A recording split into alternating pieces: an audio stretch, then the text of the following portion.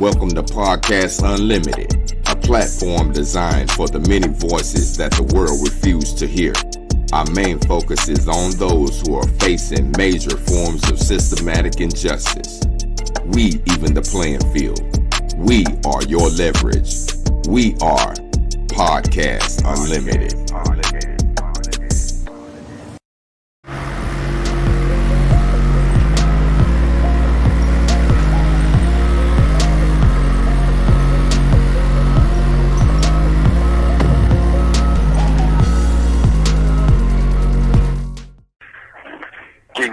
King Cam, what's going on with you, brother? All right, everything's good, King. What's up with you? Oh, man, another day in the struggle, in the belly of the beast. Just trying to figure out a way to get God's message out here to the streets, man. Yes, sir. Pouring as much as I can into these young people so that they can take advantage of the opportunities that, we neglected. Hoping to give them a little wisdom from the experiences that a brother has gone through, because some of us are experts at what not to do, right? So, right. We're in stepping into month 3 of the Transitional Point program here at Hudson. And when I tell you that it's just phenomenal, man, I'm not saying it because I'm teaching it on us because it's our class, it's because it's the truth, right? So we have. We're in future podcasts. We're going to have some of the different diverse groups tonight. Where right now our focus is on 3 particularly unique men who are going to be getting out. One who went through something when he was young that affected his life, changed his life, and we'll get more into details about that sometime in the future. But he's doing equal justice outreach. Because he wants to share his story and hopefully shine some light on how the system treats people when the story doesn't look all what it seems to be. Like the other 2 brothers, young brothers FAUSTO and AMORI, are the new youth directors for Better Hood in Dallas and Fort Worth. Cool. And so, I'm with these brothers, training these brothers and teaching them every day. They're coordinating in the classes. They're actually doing the self-improvement groups in the mornings. We just had, a great class tonight. We do a lot of interactions, a lot of, self-accountability, a lot of skits and plays. It's a lot of involvement. And it digs deep into a lot of the traumas that we have buried. Because if we don't deal with the internal issues, then a lot of the external solutions that we come up with are only temporary, right? Because we don't really deal with the root causes of things. But yeah, man, I think these brothers are going to change a lot of lives. And so I'm just honored to be able to work with brothers. Honored to be able to work with them. Oh, wow. That's what I'm saying, man. So you see a lot of great potential in these young kings? Man, not only potential, I know for a fact that they're going to take Better Hood to heights and to levels that even I wasn't able to do. Man. Right? Yeah, I really believe, young AMORI, he's a boxer, he does music. Young FAUSTO, he does music, he's a tattoo artist, an artist, a drawer, he cuts hair. The other young brother, he's an artist, does music as well. Jaden, they're all of them, it's just, I've lost the words looking at them evolving here. Wow. Right, I've lost the words, man. It's an inspiration when things get rough for me in here and times get rough in here, man. They bring my spirits up. You know what I'm saying? Man, that's a good like look. Yeah. That's a real good look, man. It's funny you were saying that about the art thing because, man, I'm trying to find some artists so I can put together this comic book, man. It's crazy. It's crazy because young FAUSTO has already got a comic book coming out. So wow. He's working on his, so yeah, you definitely got the right ones. Definitely got the right ones. Yes, sir. That's a good look. So what are you tonight? I'm hoping that our listeners get an opportunity to really get to go into the minds of these young people, man, and understand their life, their struggles, you know, to get to know them so that they can understand the journey from what they come from. Like the transitional point is coming from a lesser state to a greater state. Right. And so, you know, without me taking up a whole bunch of time, you know, I'm gracious, I'll be talking all day. You know how we do. Brothers, yeah, you already know. You know how we do. Already. Let me get these brothers opportunity, man, so that you can, you know, you can show the world how beautiful and blessed these young brothers is. I'm gonna bring young FAUSTO on first. Okay. And yeah, let you talk. Hey, my name is FAUSTO NAPLES. I'm a youth coordinator out of Fort Worth. Yes, sir. How you doing, young FAUSTO? What's going on, King? You all right? Yeah, I'm good. How about yourself? Oh, man, I'm doing good, man. I was just, I know I got to interview you and everything. We were just talking about some of your skills in the art world and all of that, but we'll get a chance to talk about that, so you know that's coming up. For sure. Yes, sir. But hey, listen, I'm going to ask you quick 5 questions, you know what I'm saying, and we're just going to roll through them kind of fast, but I still, you know what I'm saying, want to see what's up with you and how everything is going with you and how everything was with you even before this. So, you know what I mean? Yes, sir. All right. Okay. Question number 1. So, what was your family life like? And were there any like male role models or anything, or were there any males just at all in your family life? I was raised by my grandpa, but he wasn't really like a mentor or nothing. He just showed me supposed to pay bills and then just that's it. He didn't like it. Okay, so he wasn't like actively there. Okay, so what did he instill in you? What do you think is some of the main things he was teaching you? I feel like just watching I learned how to. It's important now to take care of yourself, like financially, but I also learned to not be there, to be more like involved as in. So I don't know, like your dad or grandpa's supposed to be there to like see how to get in, not just financially, but you know what I'm saying, how to act, what's good, and what's not right, like ethics, I guess. Right, so your grandfather had more of like a financial support system set up for you and had you straight on that end, but he didn't get the chance to spend that much time with you? Yeah, because I was in trouble and he wasn't really around because I wasn't there. Right. Child. Okay, so how young were you when you first did like your first crime, even if you got away with it? Like, how young were you? Probably like 10 years old. Wow. Okay. It was just like a bad situation, or you just, what was it like, in the store just grabbing candy, or what was it like? At this time, I was just with my dad in Mexico. I was there about from 9 to 10, and he showed me how to sell, but he also showed me like how to file bills and stuff like that. I was so young, I couldn't catch on to anything, but he was teaching me how to break in people's houses and stuff like that. Oh, okay. I feel you. Yeah, I feel you.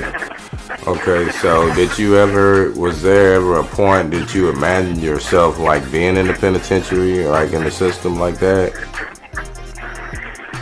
Yeah, I always assumed I was weird, you know, but I was just, I guess, it didn't matter. I was just trying to live it day by day.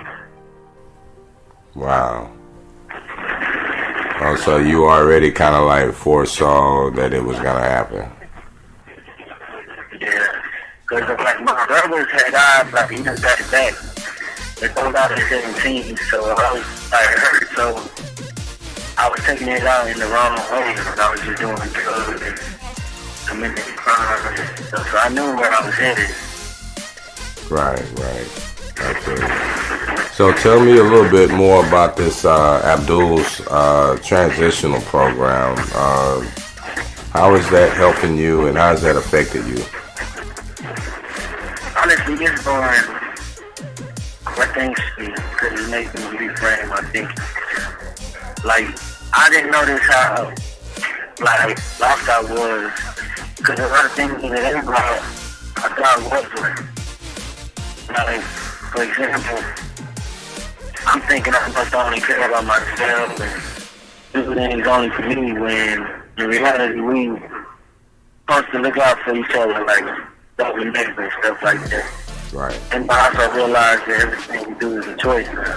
So I ain't got the excuse that, I was doing this because of this or that. At the end of the day, you still got a choice. Right. That's cool, man. That's real cool. So tell me something that you see yourself doing, like once you release. What are you gonna be doing? Like, what direction, and like, what are you gonna do? Like,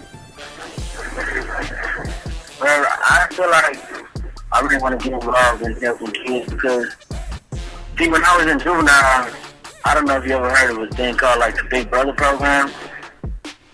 Yeah. Well, I had a big brother, and he in his 40s, and he would pick me up, take me places and stuff like that. But see, where he failed at is instead of just buying me like food and stuff like that, which helped because I was hungry, but he could have done better to show me like what it is. Like, okay, let's say I got a trade or a skill, like, okay, you should hone that, and let me put you on game on how to do it. That's something I want to do, especially since I'm an artist. I like to draw and paint murals and stuff like that. Just try to find a kid with artistic talent so I can help them do that. Oh man, that's cool, man. That's real cool because I was telling ABDUL I'm working out a comic book right now, and I need somebody to like do some curations and all that kind of stuff. I heard you were the man. That's crazy because I'm working on a comic book too, yeah. Yeah. That's what he said. That's what I'm saying. So we definitely gonna have to link up, King, for real. Sure. Already. Okay, well, I'm ready for the next guy, man, and blessings to you, King. All right, keep you with you. Yes, sir. Hello? Yes, sir. Who you All right, how y'all doing today, man? My name is AMORI, man. Dallas Outreach, direct out of Dallas. You know what I'm saying? Coming to you today. Yes, sir. Everything good with you, young King? Yes, sir. Everything good. I can't complain. How about you? Oh, yeah, everything's good, man. I just want to make sure I get this handled so we can go ahead and get out some more episodes, you know what I mean? Oh, yeah, man. We've been looking forward to that, man. We've been looking forward to talking about it. You know what I'm saying? We've been excited. We've been excited for it, you know what I'm saying? So we ready to get that started this winter. What's up, man? Y'all been getting some good feedback, man? Yeah. Yes, sir. Let's see, y'all. Okay, first question. What was your family life like? Were there any males around in your life, or what was it like? My family, man. I got a very loving family. You know, they God-fearing people. You know what I'm saying? I had a few family members who were in the street life, you know what I'm saying? Growing up, I grew up with my mom, you know what I'm saying? Dad wasn't really around. Dad was in and out of jail. Dad in jail right now for a very long time, so I ain't seen my dad since I was about 8 years old, you know what I'm saying? So I really don't have too much memories about Dad, but you know, I have one memory about Dad. I remember going to see my dad, you know what I'm saying? As soon as he got out of jail, it was like the greatest thing. I felt like it was the greatest thing in the world. And I was like, dang, man, I ain't even seen my dad in like a minute. Like, I don't even know this dude for real. So it's like, I went around him, and he was always like, we'll do things, but you know what I'm saying? Sometimes he'll be talking about the streets, you know what I'm saying? So when he talking about the streets, it'll be like, oh, this is my dad, and he's talking about the streets. So it's like, dang, that's what I want to do, you know what I'm saying? My big brothers, they in the streets, you know what I'm saying? So we grew up around a pretty rough environment, you know what I'm saying? We wasn't poor, but it wasn't like, you know, my mom did the best she could do, you know what I'm saying? I can get that to my mom. She always did the best she could do. She always made sure we fed, we ate, you know what I'm saying? We went to school, but like, me and my mom, we got a relationship, but it's not good right now. I'm working on it. So growing up, it was kind of hard for me because like me and my mom was always into it. You know what I'm saying? We couldn't see eye to eye. I felt like she was she had favorites. That was my thing. I felt like she had favorites. I always would tell her, man, you got favorites. You know what I'm saying? And when all that was going on, I just felt like I wasn't loved. You know what I'm saying? I'm not saying that they didn't love me. That's just how I felt, because it was like so much on my shoulders. So much was going on, you know what I'm saying? So I started going to school, you know what I'm saying? And the people I was around, you know what I'm saying, it was nothing but the streets. That's all I knew, you know what I'm saying? Like, dad was in the streets, uncles was in the streets.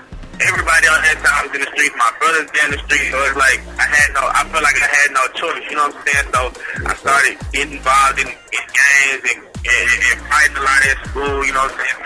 You know what I'm saying? Doing a lot of crazy stuff. So growing up, it was like that, you know what I'm saying? They loved me for sure, but you know, it wasn't like a fantasy like how some people may have, you know what I'm saying? It was rough. It was rough, but you know, everything gonna get better, inshallah. Yes, sir. Yes, sir. What age were you when you committed your first crime? You know.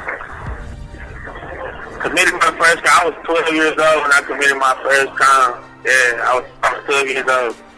Ended up going to juvie. Wow, you ended up in juvie? Yeah, yes, sir. Oh, wow, man. I feel you. So that took effect on you? Yeah, it took a toll on me. At 12, I was around everybody. In my hood I grew up in, I'm from Oak Cliff, you know what I'm saying? I'm from Oak Cliff. I'm a real.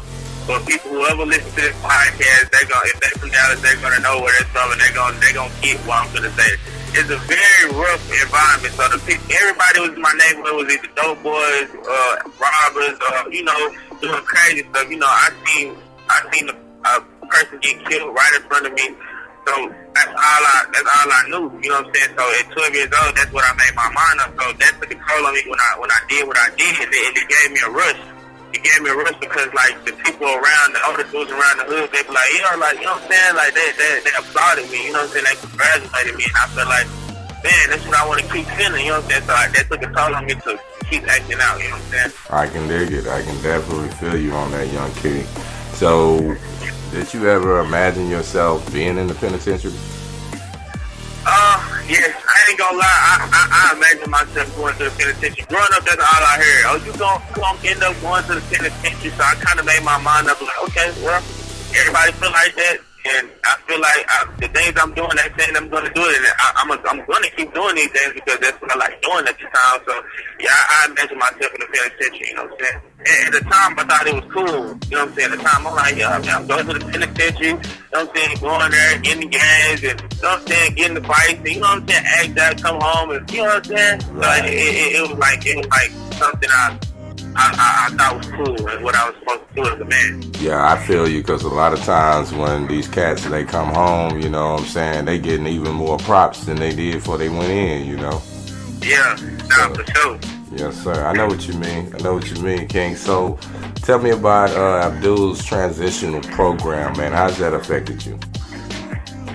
Man, the transitional program. Okay, so when I first came into this dorm and met ABDUL, you know what I'm saying, I was still on that same time. I was still a young person, you know what I'm saying, thugging, you know what I'm saying, I'm fighting, you know what I'm saying, I'm acting out, I'm not trying to hear nothing, you know what I'm saying. It was a couple of times where Mr. ABDUL had grabbed me on the way to go fight, and he was like, man, what are you doing? Like, you know what I'm saying? Like, I ain't trying to watch you throw your life away, you know what I'm saying? The people around you, they not good for you. They just let you do what you know what I'm saying, do what you wanted to do. Like, they encourage you to go do some crazy stuff like that. So I'm listening to him. I'm like, man, like, he right, you know what I'm saying? He right. So I fall back, but I catch myself doing the same thing, you know what I'm saying? So when he started sitting me down, he like, yeah, sit down. He talked to me. He asked me what's going on in my life. I told him everything. He told me, you know what I'm saying, he wanted to help me, and he got resources. He started his class, and when we started the class, we just sitting down listening to it and listening to everything he was saying, and it was hitting home to me, you know what I'm saying? It was like, yes, dang, like, this is God. This is God put me in here with this dude and making this class be effective, you know what I'm saying, making this class a thing, because Lord knows that's what I needed, you know what I'm saying? So the transitional point program is helping me how to be a better man, you know, be a better human being, control my emotions, help me be a better father, because I got a son out there right now. I ain't met him, but he was born while I was incarcerated, you know what I'm saying? So when I go home, I got the knowledge and the skills to be a father. That's what this transitional point class is teaching me right now how to be a better human being, how to be a better son, you know, how to be respectful, and just how to be a real man, and what it takes to be a real man, and what a real man looks like. Yes, sir. Yes, sir. That's for real. So, tell me, Amori, man, what's up with you? Like, what do you like to do? What do you see yourself, like, actually doing when you are released?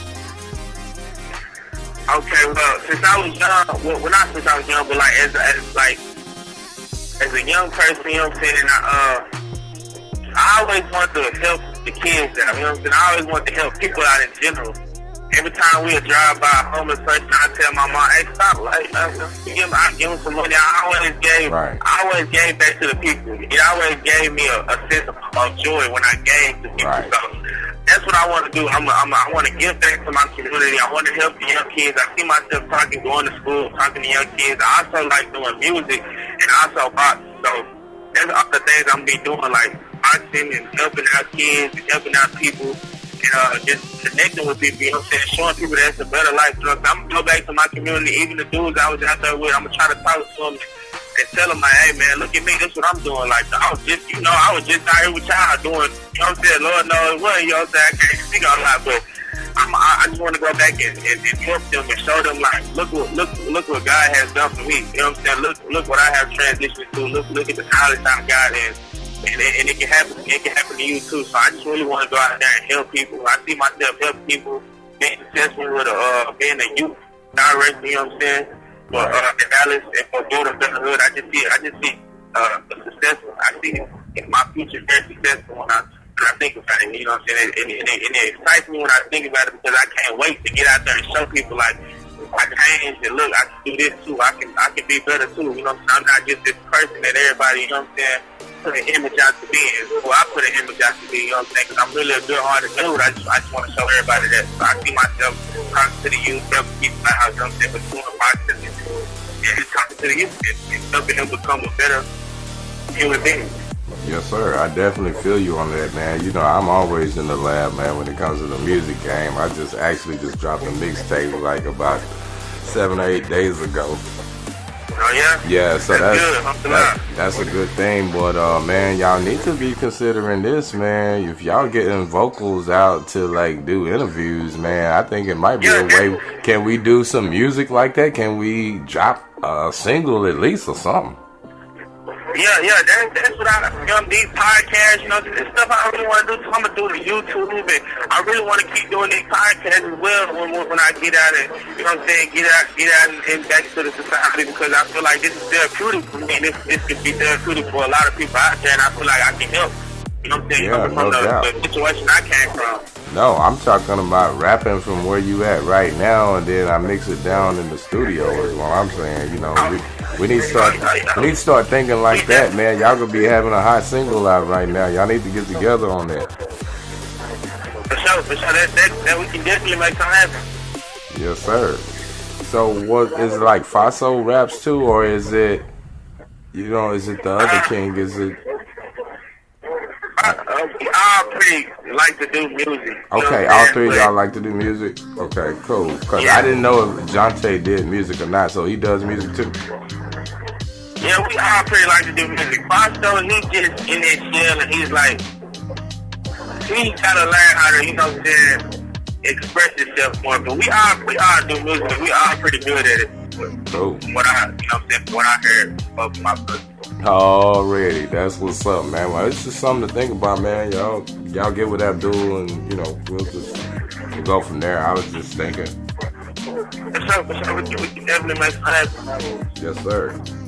All right, King, I'm ready for the next guy. All right, thank you. All right, salute, King.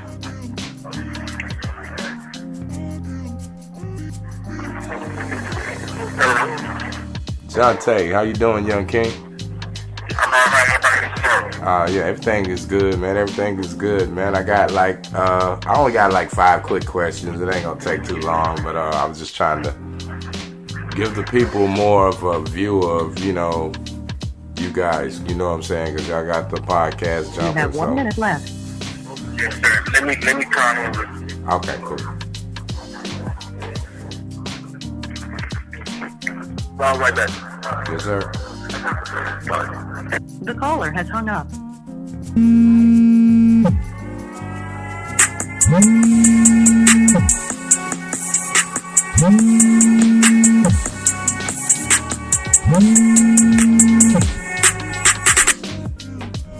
is a free call from ABDUL CHAPPELL.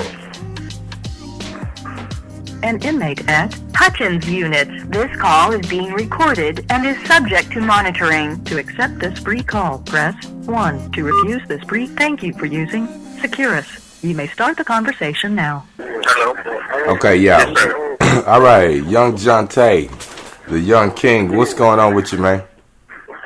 I'm doing well. How about yourself? Already, everything's good, man. Like I was saying before, I'm gonna run through these 5 questions right quick, and it shouldn't take too long. But you know, feel free to elaborate however you want to. You know what I mean? Yes, sir.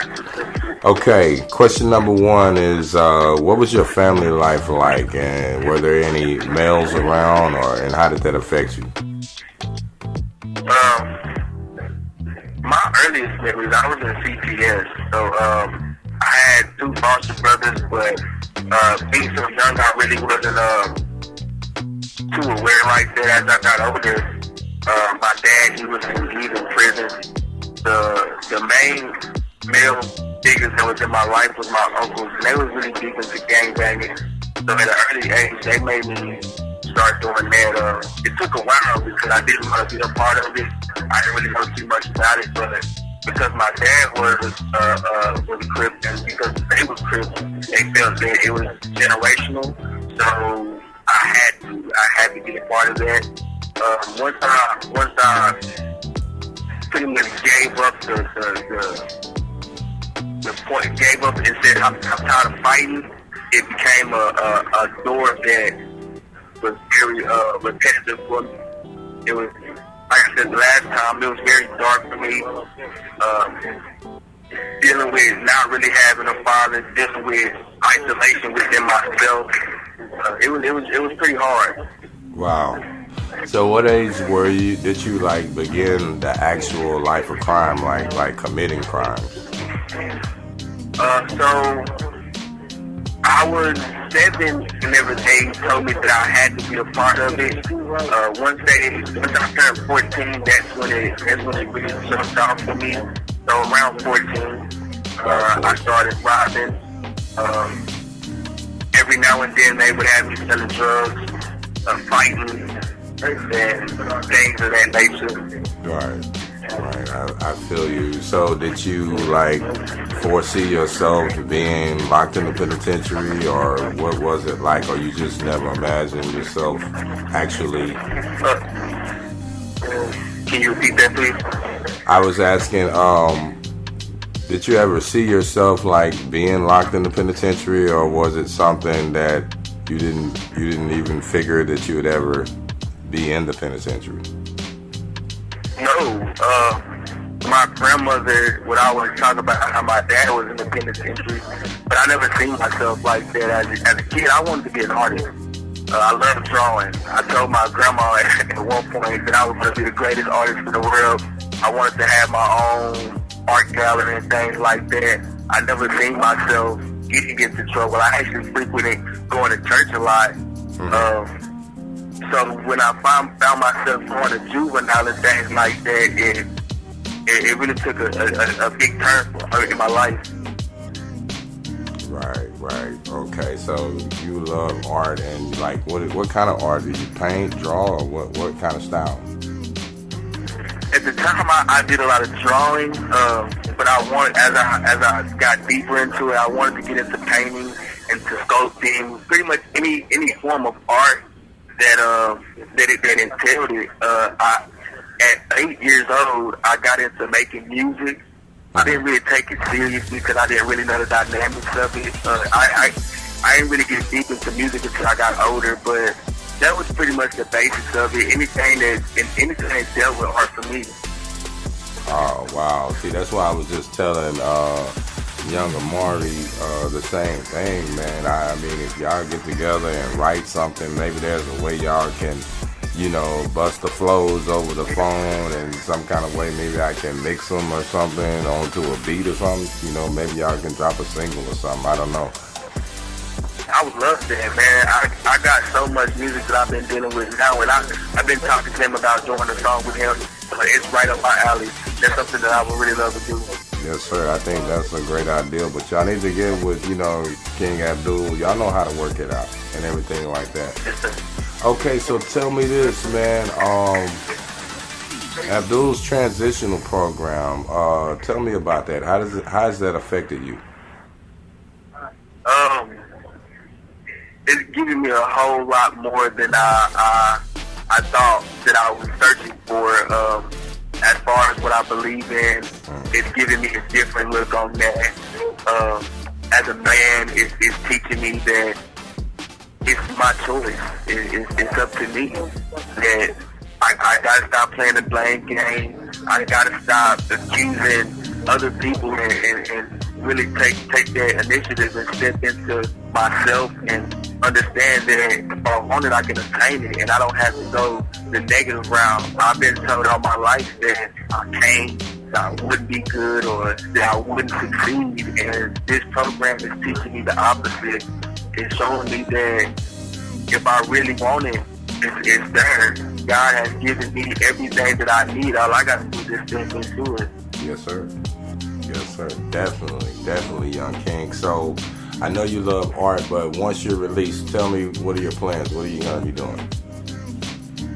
Well, so I just got married since I've been here, and the number one thing that I want to do is I want to get acquainted with my family. I got a wife, and she has 4 boys, and believe it or not, we've never had any free will interactions with each other. So that's my main focus as far as when I come home is getting interacted with them, getting to know them, getting to know the boys, and really being I said yes, sir. Yeah, being able to be a part of the family and really establish myself as a unit. Once I do that, I want to go to school for C-Tech for wiring because I got my C-Tech certification here, but I can also go to school and really sharpen up on that. I want to do that because I want to get into telecommunications, dealing with fiber optics and nice. smart homes and things like that. Oh man, that's definitely a good field to be in. Yes, sir. It's really cool. I like it a lot. Man, that's cool, King. That is for real, for real. So, man, is there anything else you want to add?